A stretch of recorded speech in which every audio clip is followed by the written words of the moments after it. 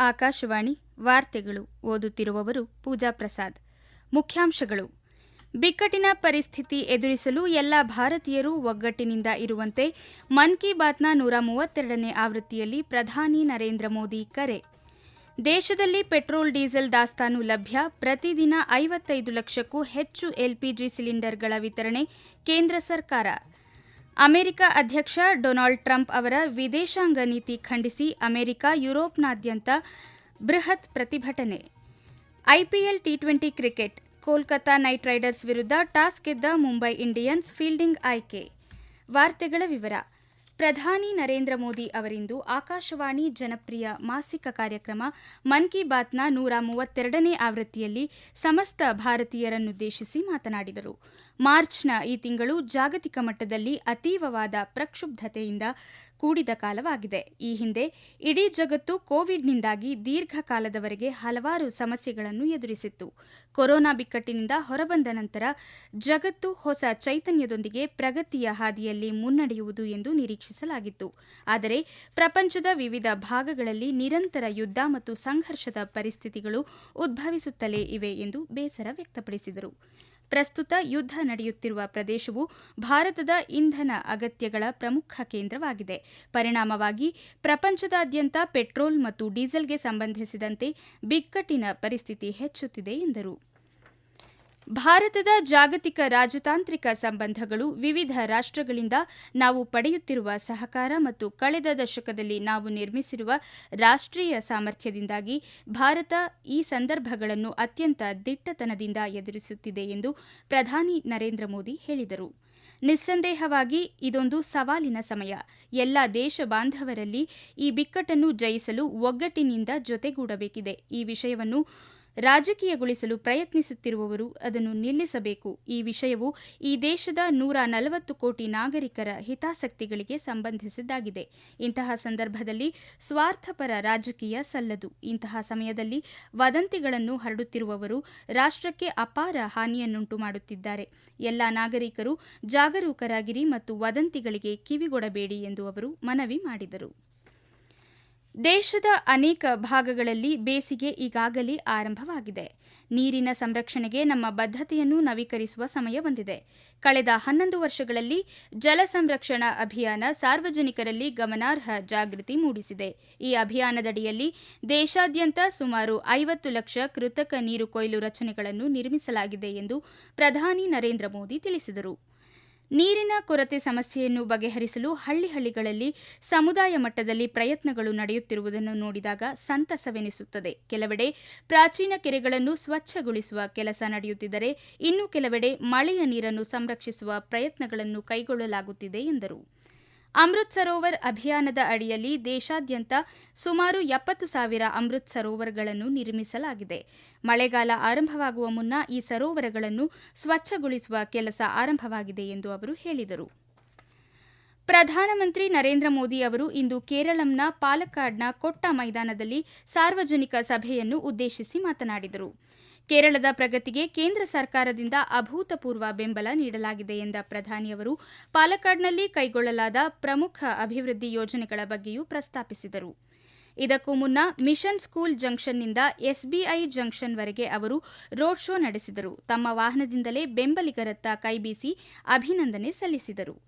ಕೊಟ್ಟ ಮೈದಾನದಲ್ಲಿ ನಡೆದ ಚುನಾವಣಾ ಪ್ರಚಾರದ ನಂತರ ಪಾಲಕ್ಕಾಡ್ ಜಿಲ್ಲೆಯ ಎನ್ಡಿಎ ಅಭ್ಯರ್ಥಿಗಳು ಮತ್ತು ಪಕ್ಷದ ಕಾರ್ಯಕರ್ತರೊಂದಿಗೆ ಪ್ರಧಾನಿ ಸಂವಾದ ನಡೆಸಿದರು. ದೇಶದಾದ್ಯಂತದ ಎಲ್ಲ ಪೆಟ್ರೋಲ್ ಪಂಪ್ಗಳಲ್ಲಿ ಸಾಕಷ್ಟು ಪೆಟ್ರೋಲ್ ಮತ್ತು ಡೀಸೆಲ್ ದಾಸ್ತಾನು ಲಭ್ಯವಿದೆ ಎಂದು ಕೇಂದ್ರ ಸರ್ಕಾರ ತಿಳಿಸಿದೆ. ವದಂತಿಗಳನ್ನು ನಂಬಬೇಡಿ ಎಂದು ಸಾರ್ವಜನಿಕರಿಗೆ ಸಲಹೆ ನೀಡಿದೆ. ಗ್ರಾಹಕರನ್ನು ಬೆಂಬಲಿಸಲು ಪೆಟ್ರೋಲ್ ಮತ್ತು ಡೀಸೆಲ್ ಮೇಲಿನ ಅಬಕಾರಿ ಸುಂಕವನ್ನು ಲೀಟರ್ಗೆ 10 ರೂಪಾಯಿಗಳಷ್ಟು ಕಡಿಮೆ ಮಾಡಲಾಗಿದೆ. ಅಲ್ಲದೆ ದೇಶೀಯ ಎಲ್ಪಿಜಿ ಪೂರೈಕೆ ಸಾಮಾನ್ಯವಾಗಿದೆ. ಪ್ರತಿದಿನ 55 ಲಕ್ಷಕ್ಕೂ ಹೆಚ್ಚು ಎಲ್ಪಿಜಿ ಸಿಲಿಂಡರ್ಗಳನ್ನು ವಿತರಿಸಲಾಗುತ್ತಿದೆ ಎಂದು ಪೆಟ್ರೋಲಿಯಂ ಮತ್ತು ನೈಸರ್ಗಿಕ ಅನಿಲ ಸಚಿವಾಲಯ ತಿಳಿಸಿದೆ. ಈ ವಾರ್ತೆಗಳನ್ನು ಆಕಾಶವಾಣಿಯಿಂದ ಕೇಳುತ್ತಿದ್ದೀರಿ.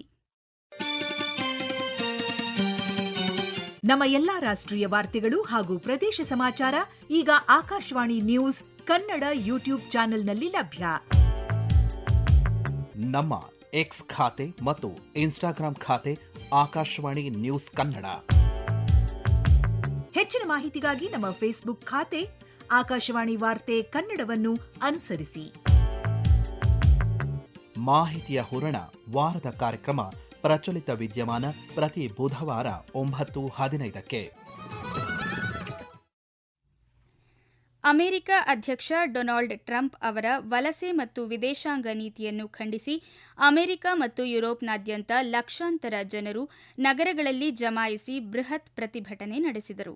ಅಮೆರಿಕದ ಸೇಂಟ್ ಪಾಲ್ನಲ್ಲಿರುವ ಮಿನೆಸೋಟಾ ಸ್ಟೇಟ್ ಕ್ಯಾಪಿಟಲ್ನಲ್ಲಿ ನಡೆದ ಪ್ರಮುಖ ರ್ಯಾಲಿಯಲ್ಲಿ ಅತಿ ಹೆಚ್ಚು ಜನರು ಜಮಾಯಿಸಿದ್ದು, ಇಲ್ಲಿ ಸುಮಾರು 2 ಲಕ್ಷಕ್ಕೂ ಹೆಚ್ಚು ಪ್ರತಿಭಟನಾಕಾರರು ಭಾಗವಹಿಸಿದ್ದರು ಎಂದು ಅಂದಾಜಿಸಲಾಗಿದೆ.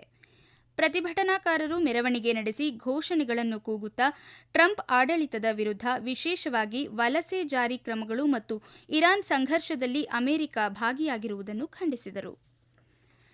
ಪಶ್ಚಿಮ ಏಷ್ಯಾದಲ್ಲಿ ನಡೆಯುತ್ತಿರುವ ಸಂಘರ್ಷ ಮತ್ತು ಶಾಂತಿ ಮಾತುಕತೆಯ ಪ್ರಯತ್ನಗಳ ಬಗ್ಗೆ ಚರ್ಚಿಸಲು ಪಾಕಿಸ್ತಾನ ಇಂದು ಸೌದಿ ಅರೇಬಿಯಾ, ಈಜಿಪ್ಟ್ ಮತ್ತು ಟರ್ಕಿ ದೇಶಗಳ ವಿದೇಶಾಂಗ ಸಚಿವರ ಸಭೆಯನ್ನು ಆಯೋಜಿಸಲು ಸಿದ್ಧವಾಗಿದೆ. ಪಾಕಿಸ್ತಾನ ಉಪಪ್ರಧಾನಿ ಮತ್ತು ವಿದೇಶಾಂಗ ಸಚಿವ ಇಶಾಕ್ ದಾರ್ ಅವರ ಆಮಂತ್ರಣದ ಮೇರೆಗೆ ಈಜಿಪ್ಟ್ ವಿದೇಶಾಂಗ ಸಚಿವ ಬದ್ರ್ ಅಬ್ದೆಲಾಟ್ಟಿ ಮತ್ತು ಟರ್ಕಿ ವಿದೇಶಾಂಗ ಸಚಿವ ಹಕನ್ ಫಿಡಾನ್ ನಿನ್ನೆ ರಾತ್ರಿ ಇಸ್ಲಾಮಾಬಾದ್ಗೆ ಆಗಮಿಸಿದ್ದಾರೆ ಎಂದು ಪಾಕಿಸ್ತಾನ ವಿದೇಶಾಂಗ ಕಚೇರಿ ತಿಳಿಸಿದೆ. ಸೌದಿ ವಿದೇಶಾಂಗ ಸಚಿವ ರಾಜಕುಮಾರ Faisal bin Farhan Al Saud ಕೂಡ ಚರ್ಚೆಯಲ್ಲಿ ಭಾಗವಹಿಸಲು ಇಂದು ಇಸ್ಲಾಮಾಬಾದ್ಗೆ ಆಗಮಿಸಿದ್ದಾರೆ. ಭೇಟಿ ನೀಡುತ್ತಿರುವ ನಾಯಕರು ಪಾಕಿಸ್ತಾನ ಪ್ರಧಾನಿ ಶೆಹಬಾಜ್ ಶರೀಫ್ ಅವರನ್ನು ಭೇಟಿ ಮಾಡಲಿದ್ದಾರೆ ಎಂದು ಪಾಕಿಸ್ತಾನ ವಿದೇಶಾಂಗ ಸಚಿವ ಮಾಹಿತಿ ನೀಡಿದೆ. ಪ್ರಧಾನಿ ನರೇಂದ್ರ ಮೋದಿ ನೇತೃತ್ವದಲ್ಲಿ ಕೇಂದ್ರ ಸರ್ಕಾರ ಅಧಿಕಾರಕ್ಕೆ ಬಂದ ನಂತರ ಅಭಿವೃದ್ಧಿ ಮತ್ತು ಶಾಂತಿಗೆ ಅಸ್ಸಾಂನಲ್ಲಿ ಆದ್ಯತೆ ನೀಡಲಾಗಿದೆ ಎಂದು ಕೇಂದ್ರ ಗೃಹ ಸಚಿವ ಅಮಿತ್ ಶಾ ಹೇಳಿದ್ದಾರೆ.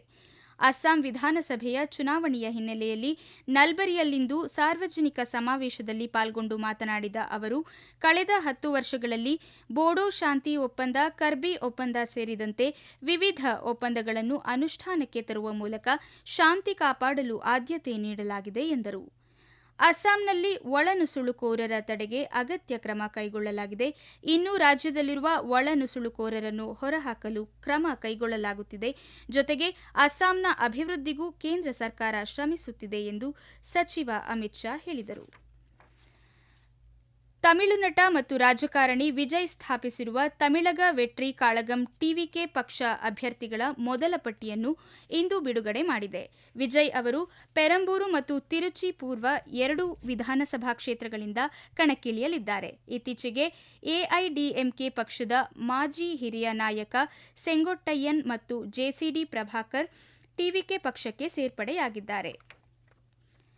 ಭಾರತದ ಬುಡಕಟ್ಟು ಸಮುದಾಯಗಳು ಪ್ರಕೃತಿಯೊಂದಿಗಿನ ಸಾಮರಸ್ಯದ ಪ್ರಬಲ ಸಂಕೇತಗಳಾಗಿದ್ದು, ಪರಿಸರ ಸಂರಕ್ಷಣೆ ಮತ್ತು ಸಾಂಸ್ಕೃತಿಕ ರಕ್ಷಣೆಯಲ್ಲಿ ನಿರ್ಣಾಯಕ ಪಾತ್ರ ವಹಿಸುತ್ತವೆ ಎಂದು ಕೇಂದ್ರ ಬುಡಕಟ್ಟು ವ್ಯವಹಾರಗಳ ರಾಜ್ಯ ಸಚಿವ ದುರ್ಗಾ ದಾಸ್ ಉಯ್ಕೆ ಹೇಳಿದ್ದಾರೆ.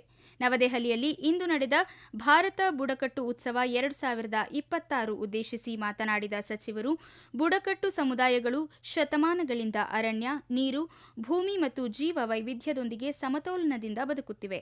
ಅವರ ಸಾಂಪ್ರದಾಯಿಕ ಜ್ಞಾನ ಮತ್ತು ಸುಸ್ಥಿರ ಜೀವನ ಶೈಲಿಯು ಇಡೀ ಜಗತ್ತಿಗೆ ಅಮೂಲ್ಯವಾದ ಪಾಠಗಳನ್ನು ಕಲಿಸುತ್ತವೆ ಎಂದರು.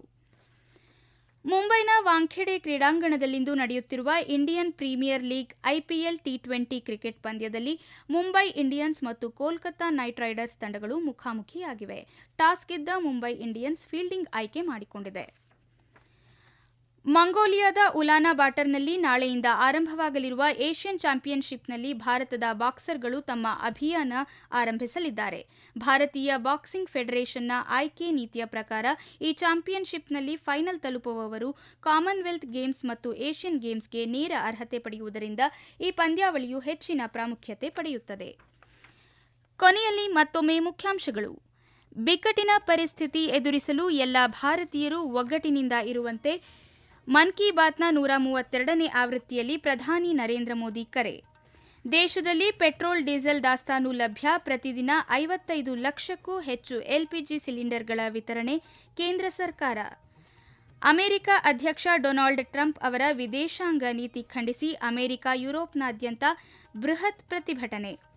IPL T20 cricket, Kolkata night Riders ವಿರುದ್ಧ ಟಾಸ್ ಗೆದ್ದ ಮುಂಬೈ ಇಂಡಿಯನ್ಸ್ ಫೀಲ್ಡಿಂಗ್ ಆಯ್ಕೆ. ಇಲ್ಲಿಗೆ ವಾರ್ತಾ ಪ್ರಸಾರ ಮುಕ್ತಾಯವಾಯಿತು. ನಮ್ಮ ಮುಂದಿನ ವಾರ್ತಾ ಪ್ರಸಾರ ನಾಳೆ ಬೆಳಿಗ್ಗೆ 7:05 ನಿಮಿಷಕ್ಕೆ.